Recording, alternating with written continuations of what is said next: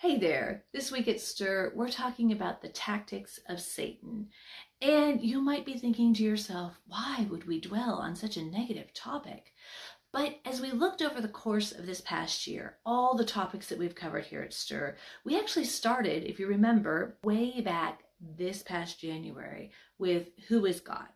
And then we went into who are we? And then we explored who is Jesus Christ? And then we talked about the Holy Spirit. So we really thought this is the one component that we didn't touch on this year, which is really kind of foundational.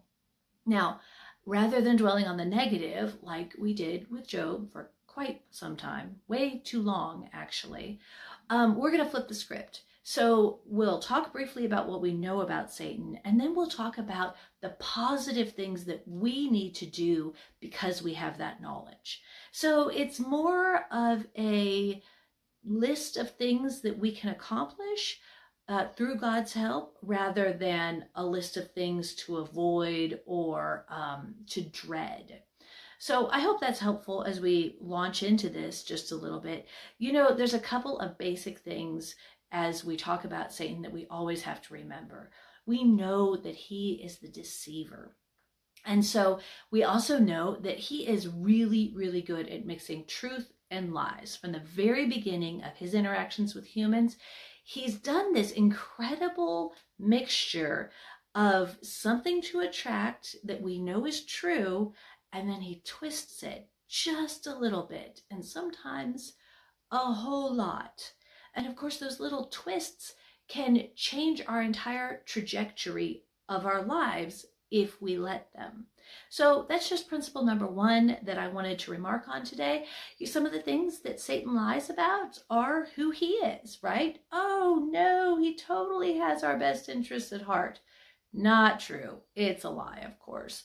He lies about who God is, and he lies about who we are.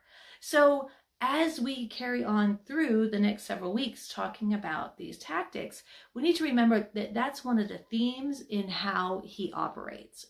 The other deal is that everything he does tries to shift our focus away from God, our direction away from God.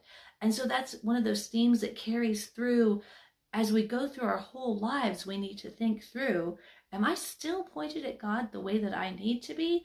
Or have I allowed some lie or some concern or some distraction to shift me somewhere else?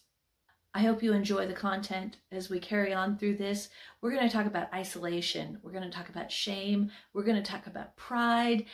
And we're going to talk about breaking trust with God.